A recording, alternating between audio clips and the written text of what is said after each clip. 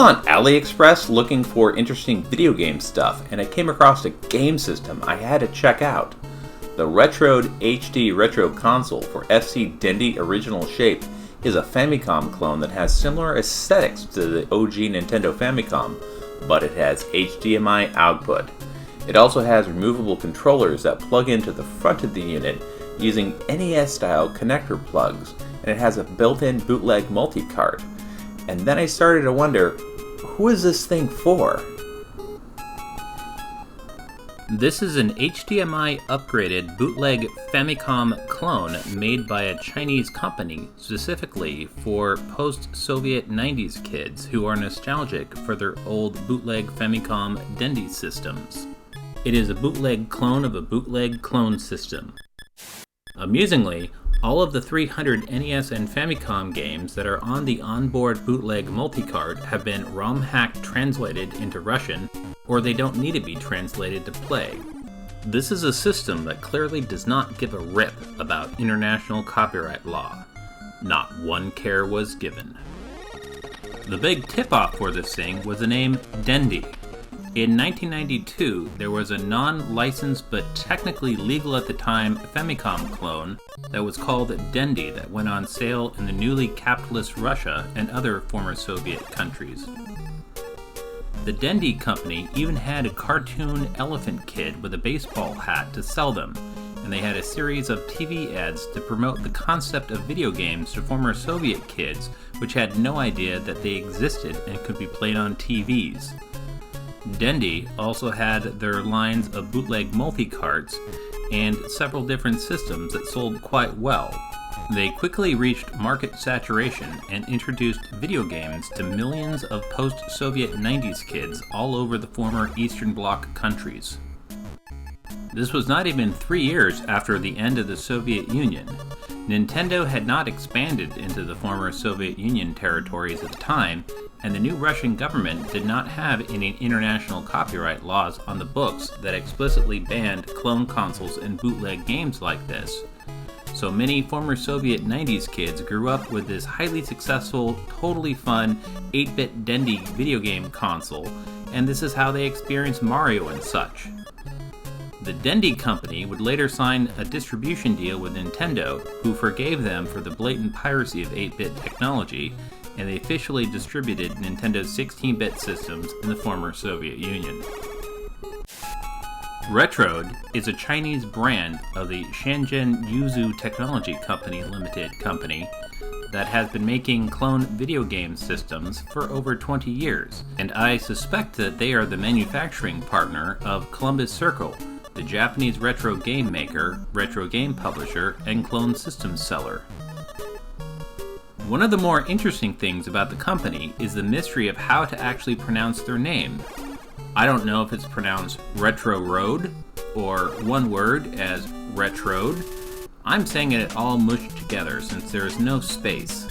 The ever lovely Marcy Chan has a theory that it's supposed to be pronounced RETROAD, but there's no space in it, so it's up to anyone. When I'm done with this video, I'll have to email them and ask them how to actually pronounce it. RETROAD, RETROAD, or RETROAD. The company has made Super Nintendo Super Famicom clone systems, Genesis/Mega Drive clone systems, NES clone systems, portable NES and portable Super Nintendo Super Famicom clone systems, some converters, and bootleg multi-carts. I also ordered a RETROAD NES 72-pin to Famicom 60-pin cartridge converter game accessory for Nintendo NES to Famicom console adapter, which is what they called it, to play NES games on this and my official Famicom systems. This adapter works great and can play NES games on Famicom systems and Famicom clones. I recently watched the Tetris movie on Apple TV Plus and I loved it. Tengen Tetris is included on this, and it's labeled Tetris 2, but not Nintendo's Tetris. It played the Famicom Bulletproof software version of Tetris, But I tried loading my American copy of Nintendo Tetris and I couldn't get it to work using the NES to Famicom adapter. Strangely, every other NES game that I tried worked on it just fine. This is a Famiclone based on a system on a chip.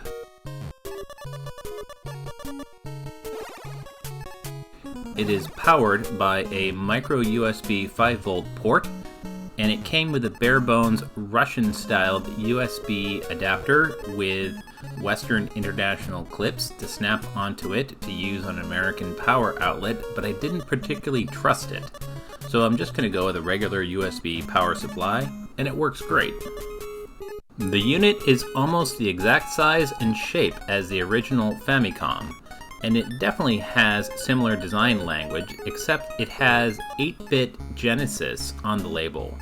Not only are they content to make a clone of a clone, but they're bringing Sega into all this insanity.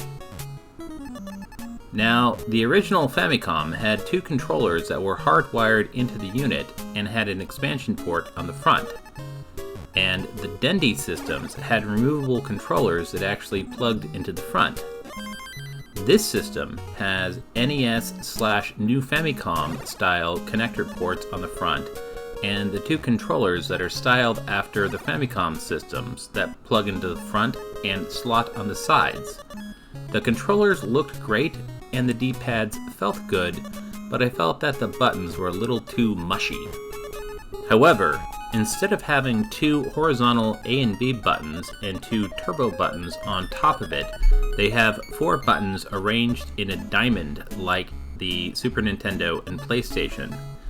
And to make matters worse, the A and B buttons are on the lower left side of the unit, so they are on the inside instead of on the outside of the controller.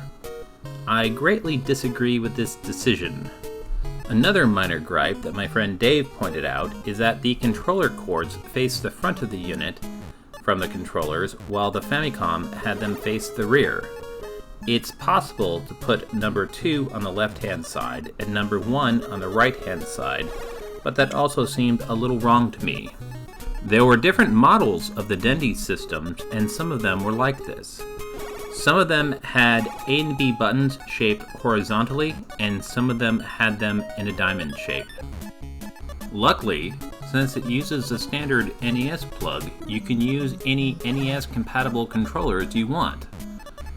I've often wished that my 8-bit DOE wireless controllers would work on my OG Famicom, so I'm excited for this one because it works just fine. On the back of the unit, you will find an HDMI port that has really crisp HDMI output. I'm actually shocked how good it is.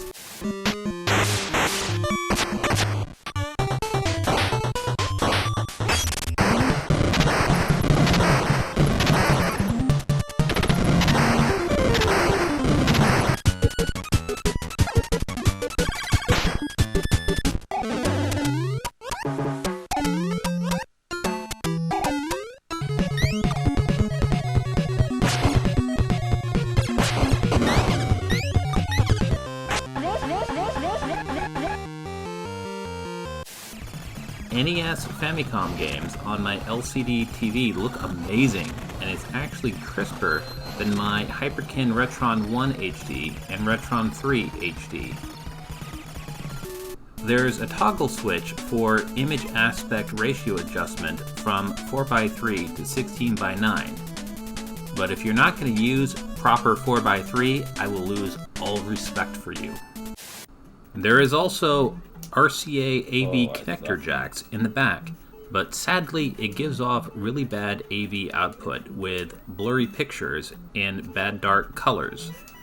The documentation states that it's NTSC output. Clearly they put all of their attention into the HDMI output. Testing the unit, I got surprisingly good compatibility results. Famicom Castlevania 3 has expanded audio and it sounds perfect and looks amazing.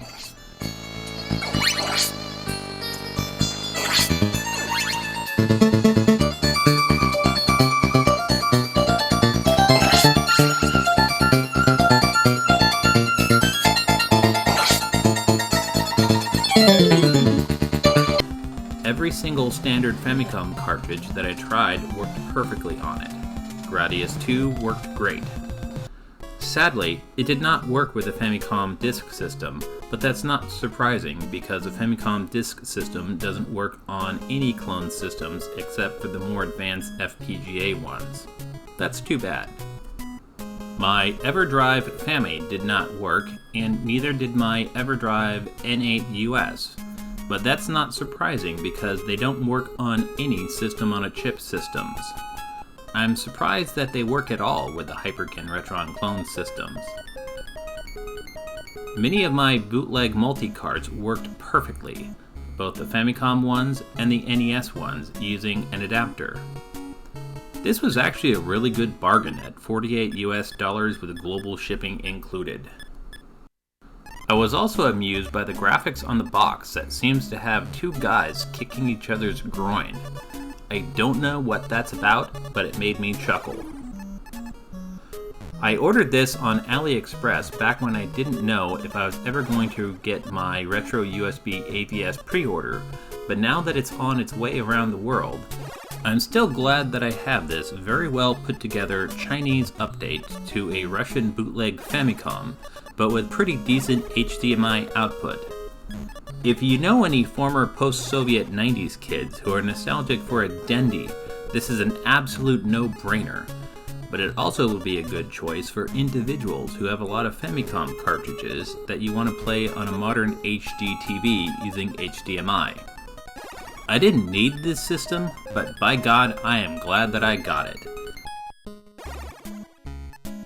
There is something deliciously wicked about playing bootleg games on a bootleg system based on a different bootleg system.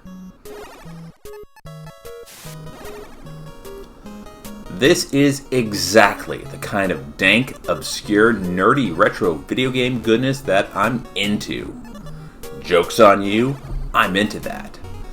I hope you enjoy this review and please share it with your friends who are into retro video games. Don't forget to like, comment, and subscribe. This is 8bitjoystick. Stay awesome, play retro.